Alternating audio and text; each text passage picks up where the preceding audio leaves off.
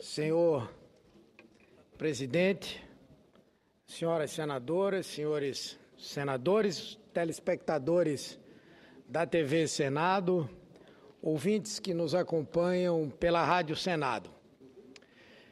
Eu venho à tribuna na tarde de hoje para registrar um fato muito importante em meio a tantos ataques, tantas pressões que vêm sendo feitas sobre o governo da presidenta Dilma Rousseff.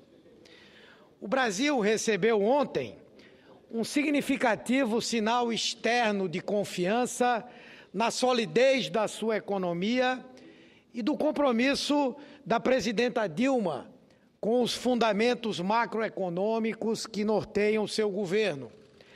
A agência de classificação de risco, Standard & Poor's, após uma detida avaliação da conjuntura atual, manteve a nota de crédito do nosso país no patamar considerado grau de investimento, ou seja, reafirmou a conservação do selo de bom pagador aplicado ao Brasil no cenário internacional. Nossa nota segue ainda dentro da chamada perspectiva estável, outra sinalização extremamente positiva, feita em direção à economia brasileira. Impressionante é notar que isso vem em um momento em que internamente muitos são os que querem diminuir o Brasil, que querem instalar aqui uma crise de confiança, disseminando uma sensação de tensão política e econômica absolutamente desconectada da realidade. Ontem mesmo ouvi mais uma declaração equivocada de que a presidenta deveria renunciar, porque houve queda nos seus índices de popularidade. Esse é um absurdo que só tem espaço em cabeças onde rondam o golpismo e o autoritarismo. Na França, a popularidade do presidente Hollande chegou aos mais baixos índices da Quinta República e ninguém pediu a sua deposição. Nos Estados Unidos, Obama enfrentou os piores índices de popularidade do seu governo e ninguém defendeu a sua renúncia. Mas aqui, índice sazonal de popularidade vira medida usada por pessoas sem qualquer vínculo com a realidade para interferir no processo democrático. Um parlamentar que defende um disparate como esse deve, antes de tudo, fazer uma autorreflexão e levar em conta que este Congresso Nacional tem índices de popularidade mais baixos do que os da Presidenta da República. Então, se o critério é índice de rejeição, o autor dessa proposta inepta deveria pensar em renunciar ao próprio cargo, antes de falar de renúncia da presidenta. Mas o que ressalto aqui é que todos os nossos indicadores estão rigorosamente sob controle e são muito melhores do que qualquer um dos que tínhamos há 13 anos atrás.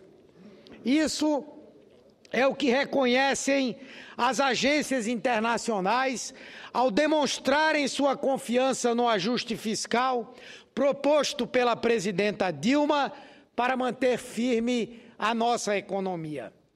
É o reconhecimento externo do crível compromisso do nosso governo em assegurar a meta fiscal estabelecida, em corrigir distorções havidas e em melhorar a qualidade dos nossos investimentos públicos.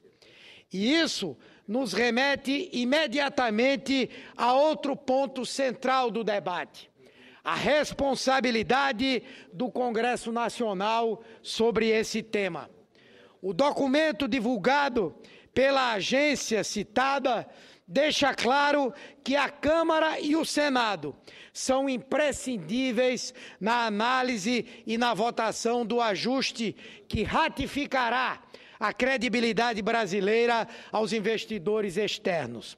É nosso o compromisso de, travado o necessário debate e feitas as modificações cabíveis, aprovar as medidas necessárias a consolidar nossos pilares econômicos com a finalidade de abrirmos caminho para perspectivas de crescimento mais robusto em 2016 e nos anos seguintes.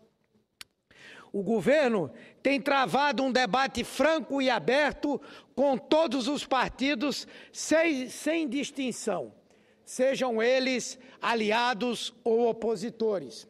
Os ministros Joaquim Levy, Nelson Barbosa, Carlos Gabas e Alexandre Tombini vêm conversando frequentemente com os parlamentares e têm se mostrado inteiramente abertos a dirimir todas as dúvidas sobre as medidas encaminhadas ao Congresso Nacional para promover os ajustes propostos. Como em toda negociação, entendo que deve haver flexibilização dos dois lados. Evidentemente, o governo não imagina que medidas enviadas saiam daqui da mesma forma que entraram. Com toda razão, elas serão discutidas e aperfeiçoadas, sem, no entanto, descaracterizarem a espinha dorsal do ajuste proposto. Essa é a função que devemos assumir aqui no Parlamento, independentemente de posições políticas, tendo em conta a responsabilidade que nos cabe sobre os destinos do Brasil. A partir do funcionamento das comissões instaladas pelas duas casas sobre as MPs 664 e 665, vamos analisar as emendas apresentadas e discutir em que podemos avançar. Vamos mudar aquilo que for possível para que as medidas saiam do tamanho de que o Brasil precisa e do que os brasileiros, cada um a seu nível, podem arcar. Quando falo isso, falo com a perspectiva de que estamos todos atentos ao que o ajuste precisa alcançar em termos de corte de gastos, mas estamos atentos também ao fato de que esses cortes devem ser de uma precisão cirúrgica para que não prejudiquem parcelas sensíveis da sociedade. Vamos discutir detidamente a questão da pensão por morte, por auxílio-doença, as regras para a concessão do seguro-desemprego, do abono salarial, do seguro-defeso, tudo com muito critério.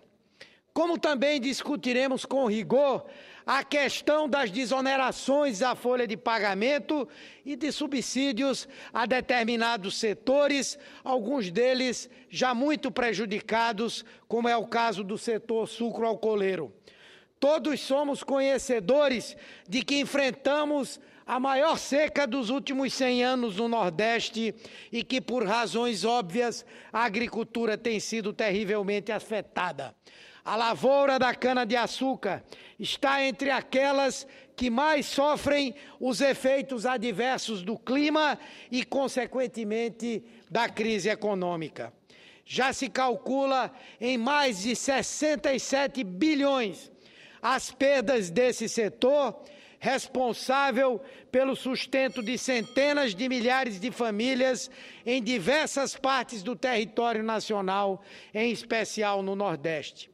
Em Pernambuco, particularmente, tenho conversado com diversas entidades patronais e de trabalhadores e todas estão na expectativa de como o governo conduzirá a questão dos subsídios, das subvenções à produção da cana-de-açúcar e do etanol. Mesmo no momento de aperto de contas, é importante a ponderação para que não estrangulemos setores essenciais da economia, nos quais eventuais prejuízos podem redundar em sérias consequências sociais. Estamos negociando com o governo. Estou certo de que, assim como em outros pontos do ajuste, há uma administração que enxerga a gente por trás. Vou concluir, senhor presidente. E está absolutamente disposta a fazer todos os esforços necessários para que o Brasil siga o caminho do desenvolvimento inclusivo que vem trilhando com tanto êxito ao longo da última década. Muito obrigado pela tolerância, senhor presidente. Muito obrigado, senhores senadores e senhoras senadoras.